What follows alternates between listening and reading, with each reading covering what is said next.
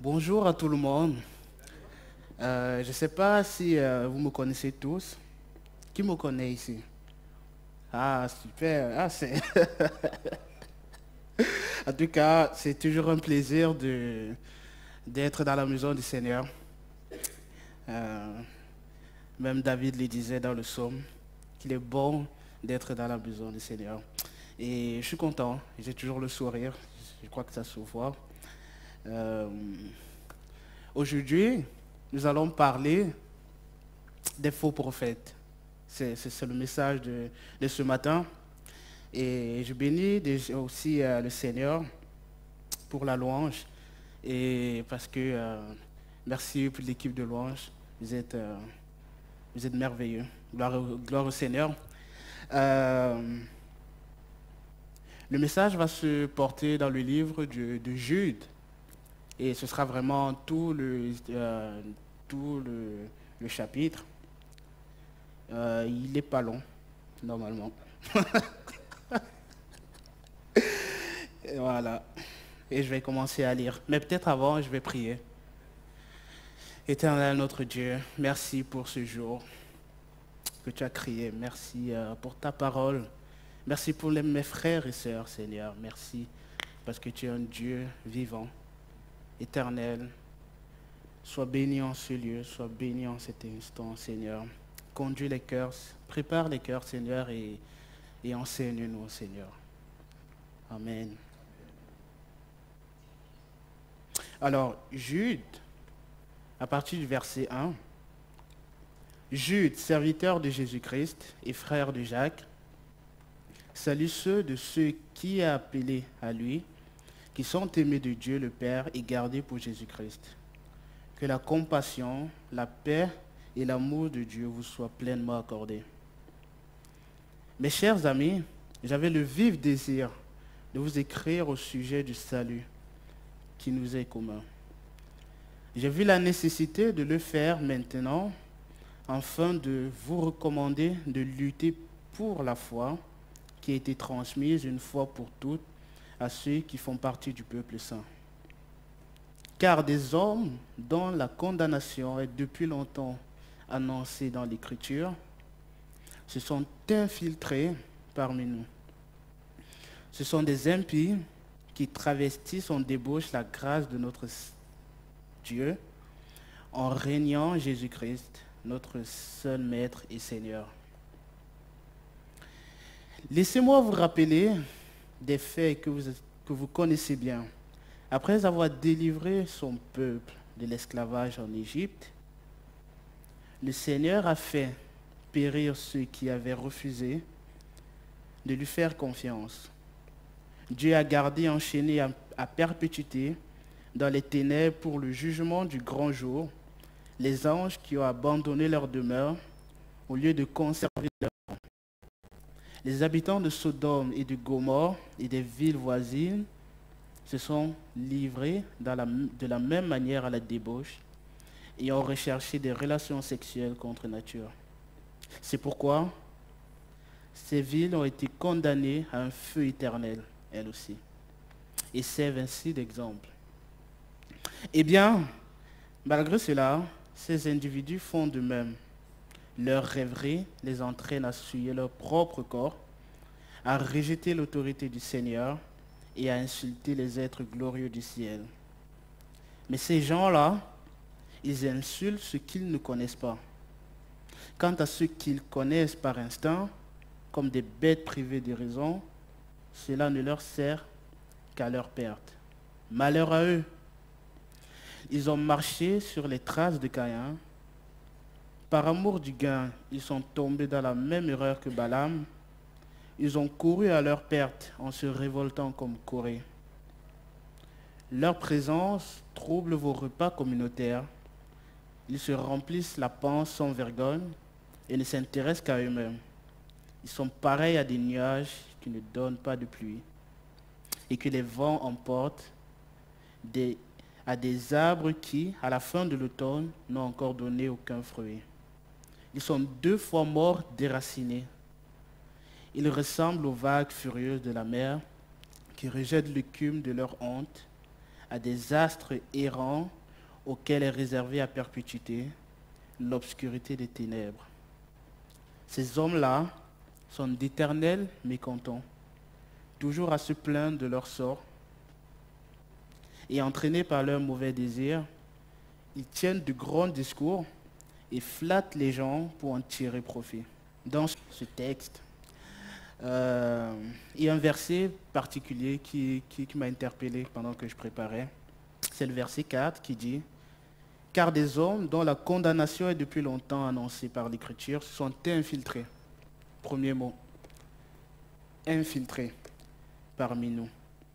Ensuite, ce sont des impies, deuxième mot, qui travertissent en débauche la grâce de notre Seigneur en régnant Jésus-Christ, notre seul Maître et Seigneur. Alors, ces mots qui m'ont marqué, j'ai essayé de comprendre de quoi il s'agissait. Le mot infiltré. Très souvent on entend infiltré, c'est dans des films policiers, des films policiers où il y a quelqu'un qui s'infiltre pour démanteler des cartels et tout. Je ne sais pas si on voit les mêmes films. C'est ce que j'ai un peu compris de quelqu'un qui s'infiltre. Et il est là pour recueillir des informations, pour saboter, et il s'intègre de façon secrète. Vraiment, c'est quelqu'un qui mène une double vie, c'est quelqu'un qui n'est pas vrai. Voilà, tout simplement. Ensuite, on a le mot impie. C'est quoi un impie? Ben, un impie, c'est une personne qui montre manque de respect ou de révérence pour tout ce qui est sacré et religieux. En fait, littéralement, c'est quelqu'un qui ne respecte pas le Seigneur. Voilà. C'est quelqu'un qui est immoral, c'est quelqu'un qui peut être blasphématoire. Et je ne sais pas si vous avez déjà été confronté à ce type de personnes.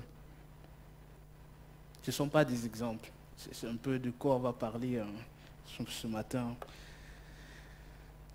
Il y a un autre verset, c'est dans 1 Jean 2, au verset 19, pour un peu approfondir ou alors avoir une autre orientation. Ces adversaires de Christ sont sortis de chez nous, mais en réalité, ils n'étaient pas des nôtres.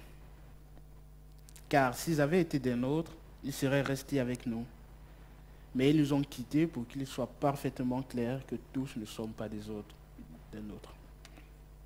La Bible nous dit que ces personnes-là, même s'ils peuvent se trouver dans nos assemblées, à manger avec nous dans les repas communautaires, ils ne sont pas des nôtres en fait.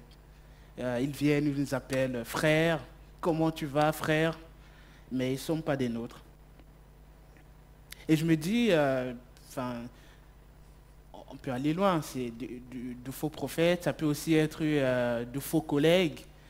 Nous sommes à la rentrée, ça peut être de faux, j'ai voulu dire collègues encore, mais de faux amis, ça peut être de faux compagnons de route, des personnes qui ne sont pas vraies.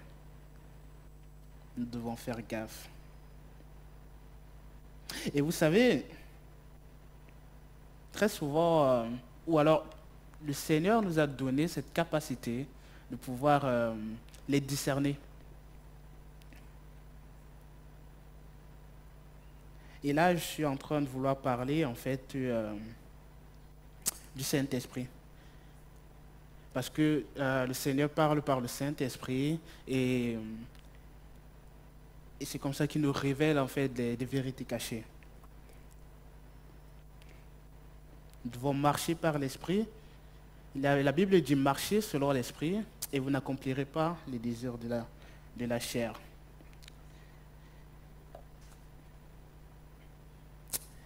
Une petite anecdote. Qui utilise des écouteurs ici? Des écouteurs, des casques. Qui est plutôt team écouteur ou team casque?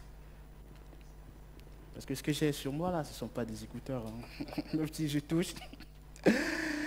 Vous savez, alors, ce que je veux, de quoi je veux parler, en fait, c'est du bruit. Alors, ou alors du son. Moi, je suis plutôt écouteur, casque, écouteur à réduction de bruit et tout. Et moi, j'aime la musique. Enfin, je ne sais pas si vous savez.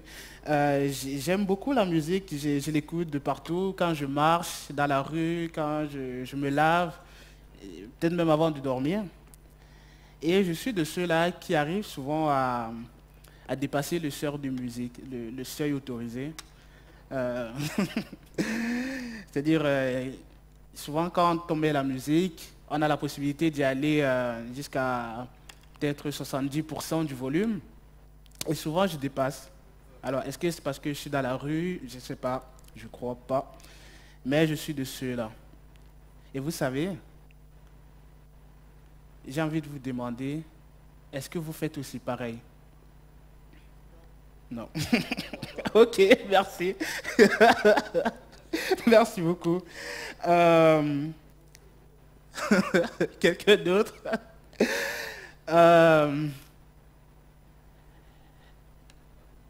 je vais parler aussi de la voix du Seigneur. Parce que c'est vraiment de là où je veux en venir.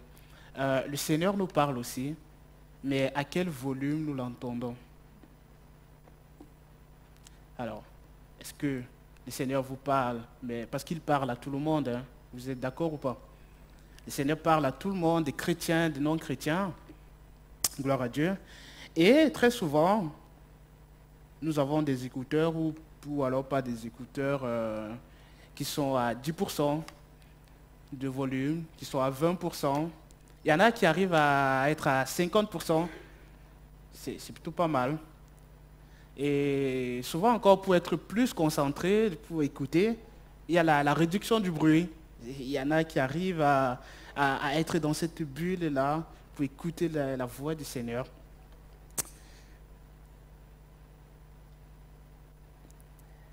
À quel volume est la voix du Seigneur dans ton cœur? Voilà. Revenons à nos infiltrés. De qui s'agit-il? Alors la Bible nous dit que ce sont des infiltrés, ce sont des personnes impies qui travestissent en débauche la grâce de Dieu. Ça peut être, comme j'ai dit, hein, un pasteur, des amis, des proches, des collègues du travail, des connaissances. Ces personnes sont appelées des adversaires de Christ. Ce sont des personnes qui sont vraiment proches de nous et très souvent nous ne sommes pas au courant. Ce sont des personnes malhonnêtes, cruelles, injustes, indécentes, qui sont là juste pour nous entraîner dans l'erreur. Maintenant, comment les reconnaît-on? Ces personnes, la Bible dit dans Jude, à partir du verset 16, ces hommes-là sont d'éternels mécontents. Ça, c'est un premier indice. Hein. Ce sont des personnes, souvent on dit, ce sont des personnes aigries, ils ne disent pas bonjour, ils ne veulent pas parler aux gens, ils ne sont pas contents. C'est-à-dire, le matin, tu lui dis bonjour, il ne répond pas. Je ne sais pas. Ensuite, ce sont des personnes qui sont, c'est-à-dire, toujours à se plaindre de leur sort. Ce sont des personnes qui... je ne me sens pas bien, je ne sais pas ce qui m'arrive dans ma vie, ça ne se passe pas bien comme je veux et tout. Ils te racontent plein de baratins. Ce sont des personnes encore qui sont entraînées par de mauvais désirs. Et très souvent, enfin, si on n'arrive pas à les discerner avec tout ce que j'ai déjà dit, au moins avec les mauvais désirs, on se dit, oula, on va faire gaffe un peu parce que ce type, il n'est pas très, très chrétien. C'est bizarre ce qu'il me dit alors que alors qu'on a culte demain ou alors on est dimanche et tout. Ce sont des personnes qui tiennent beaucoup de discours, ils ont cette facilité à parler de tout et de n'importe quoi. C'est des personnes qui savent sociabiliser. Voilà, ils sont très sociaux, ils se font facilement des amis et tout. Mais en fait, ils ont des buts, hein. Leur but, c'est de nous détourner de la voie du Seigneur. Et nous devons faire gaffe à ces personnes. Leur but, c'est de tirer profit, voilà, de peut-être notre gentillesse quand on va vers eux.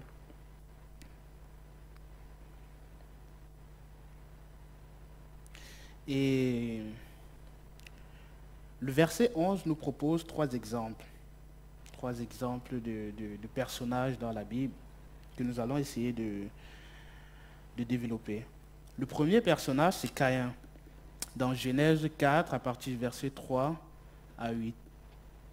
Au bout d'un certain temps, Caïn présenta des produits de la terre en offrande à l'Éternel. Abel, lui aussi, fit une offrande. Il présenta les premiers-nés de son troupeau et il offrit les meilleurs morceaux. L'Éternel prêta attention à Abel et à son offrande, mais à Caïn et son offrande, mais pas à Caïn et son offrande. Cela mit Caïn dans une grande colère et son visage s'assombrit. L'Éternel dit à Caïn, « Pourquoi es-tu en colère et pourquoi ton visage est sombre? Si tu agis bien, tu le relèveras. Mais si tu n'agis pas bien, le péché est tapis à ta porte, son désir se porte vers toi, mais toi, domine-le. » Mais Caïn dit à son frère Abel, « Allons au champ. » Et lorsqu'ils furent dans les champs, Caïn se jeta sur son frère Abel et le tua. Nous pouvons voir dans ce texte, en fait,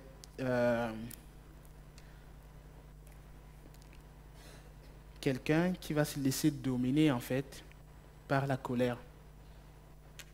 Et le Seigneur va intervenir plusieurs fois, puisqu'il verra cela. Il va lui dire, Caïn, attention, attention, le péché est à ta porte, fais gaffe.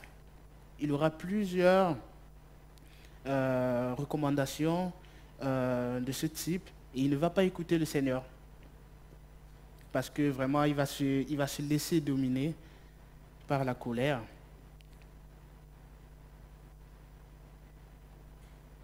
Ensuite, nous avons un autre exemple, c'est l'exemple de Balaam. Je ne sais pas si vous connaissez Balaam, mais en fait, Balaam, c'était un prophète. C'était un prophète, on peut le trouver dans le livre de Nombres à partir du verset 22, 23 jusqu'à, il me semble, 32, à voir.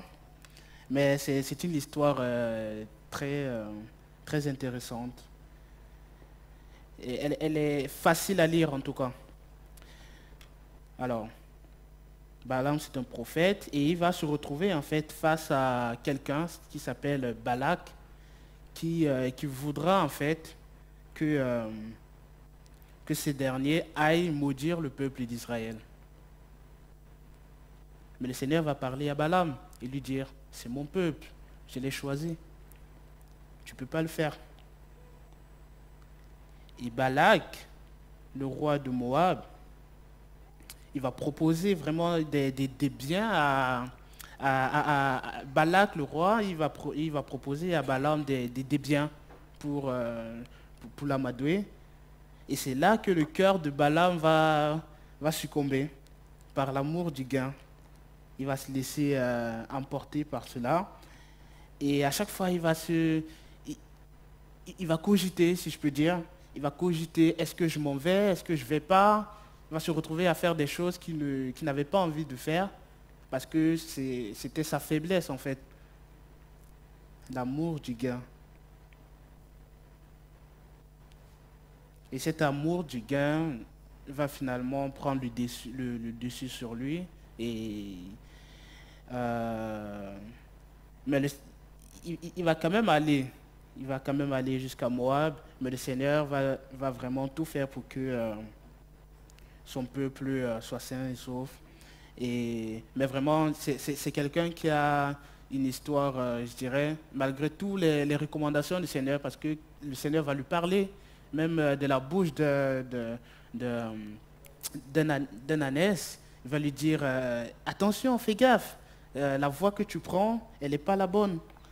Et jusque-là, il ne sera pas assez attentif à la voix du Seigneur. Nous avons un autre personnage, il s'appelle Corée. Et lui, on peut le trouver dans Nombre à partir du verset Nombre 16, de 1 à 6. Il s'appelle Corée, c'est un lévite. Et juste pour dire, les lévites font partie en fait des 12 tribus d'Israël.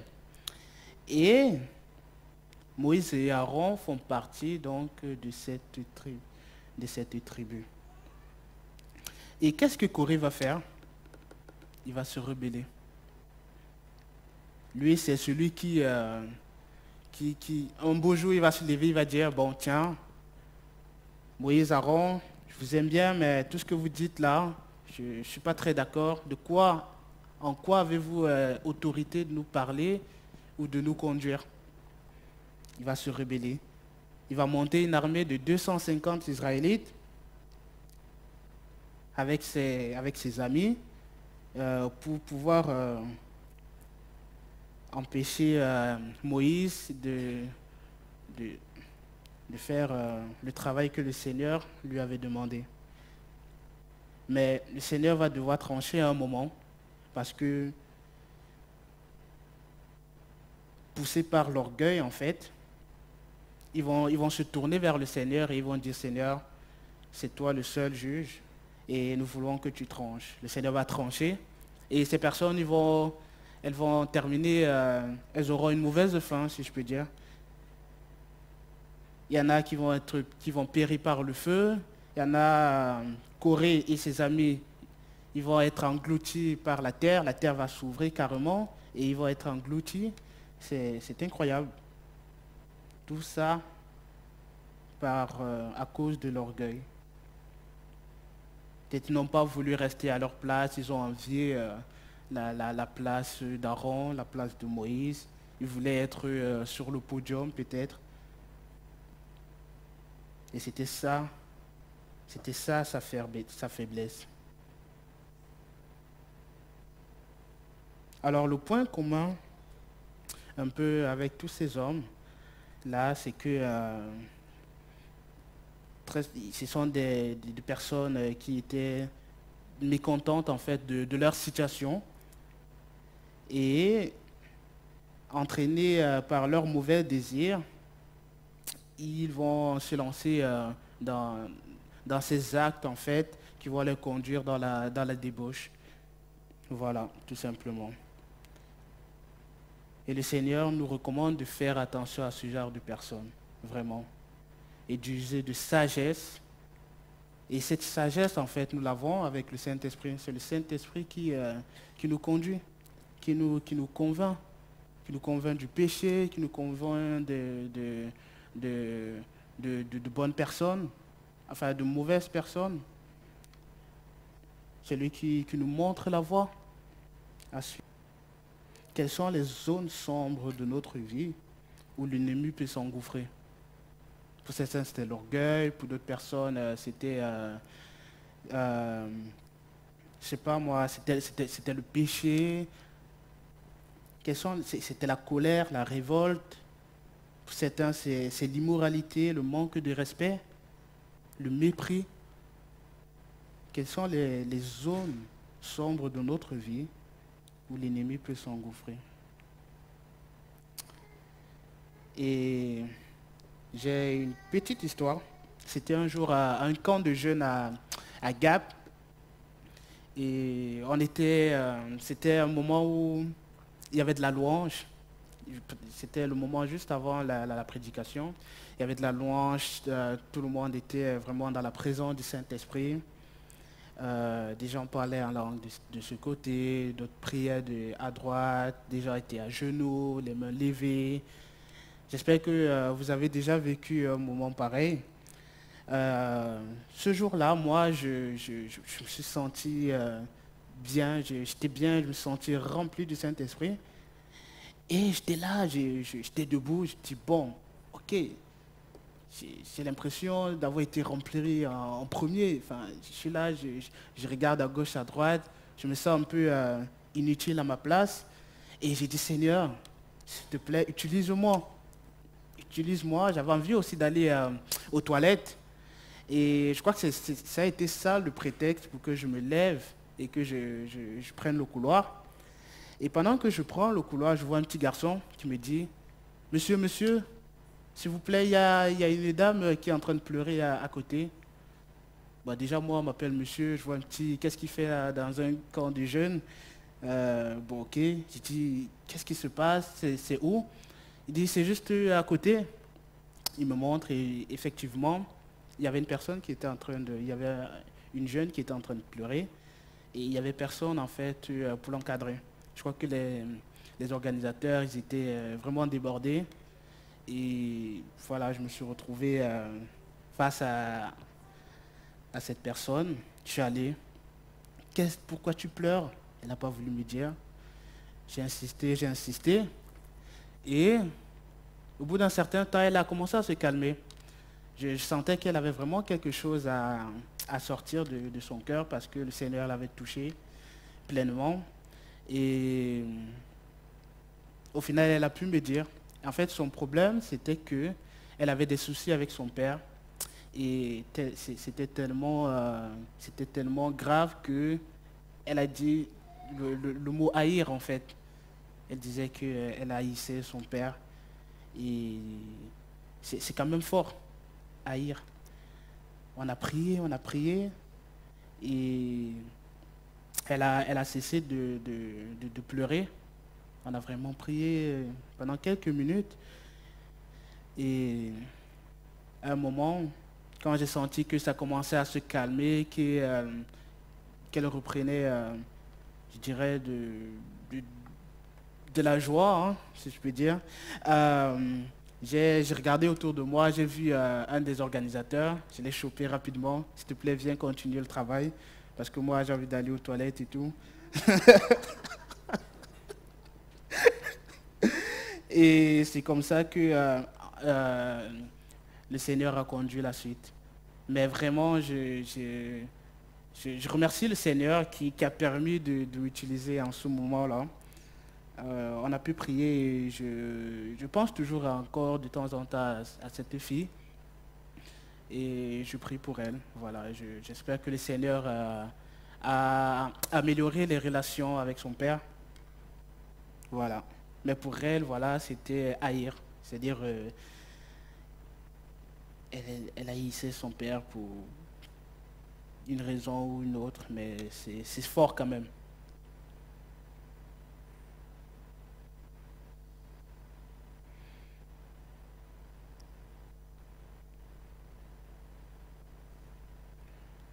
Au sujet de ceux qui vous entraînent dans l'erreur, que je vous écris. C'est au sujet de ceux qui vous entraînent dans l'erreur que je vous écris ces choses. Quant à vous, l'esprit dont vous avez été oint par Christ demeure en vous. Vous n'avez donc pas besoin que l'on vous instruise, car cet esprit dont vous avez été oint vous enseigne tout. Il est véridique, il ne ment pas. Restez donc attachés à l'enseignement que vous avez reçu de l'esprit. Je crois que le Seigneur veut nous demander, je dirais, en cette rentrée, de vraiment de retourner en fait dans ce lieu secret-là, où nous avons cette capacité, nous, de parler avec Jésus, de pouvoir l'écouter plus que dans le passé, de pouvoir grandir avec lui, de pouvoir marcher avec lui,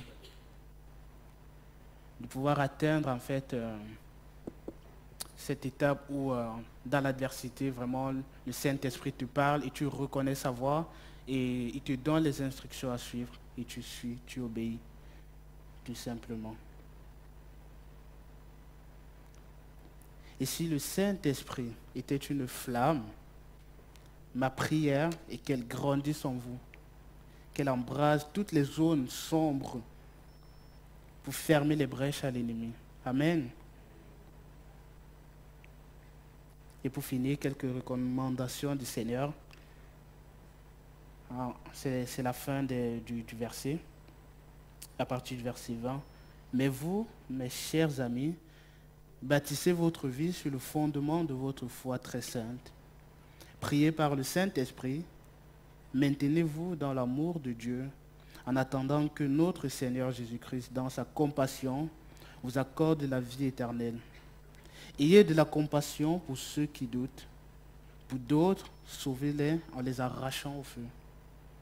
Pour d'autres encore, ayez de la compassion, mais avec de la crainte, en ayant en horreur jusqu'aux vêtements souillés par l'immoralité. Amen. Nous allons prier. Éternel, merci pour ta parole qui sonde les cœurs, ta parole qui sonde les reins. Merci Seigneur parce que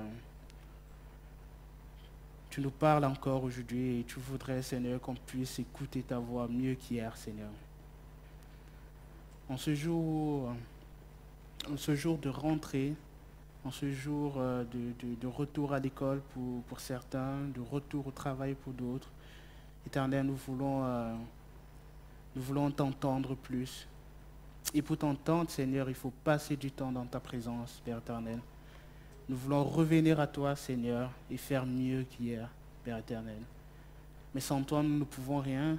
Et je prie, Seigneur, que tu nous donnes cette force, Seigneur, de pouvoir tenir bon aussi, Père éternel. De pouvoir passer du temps en lisant ta parole, en venant à l'église, en parlant avec des frères, en s'édifiant tous ensemble, éternel. Je prie, Seigneur, afin que ton Saint-Esprit abonde, Seigneur, dans chaque vie ici présent, Seigneur. C'est en ton nom que je prie. Amen.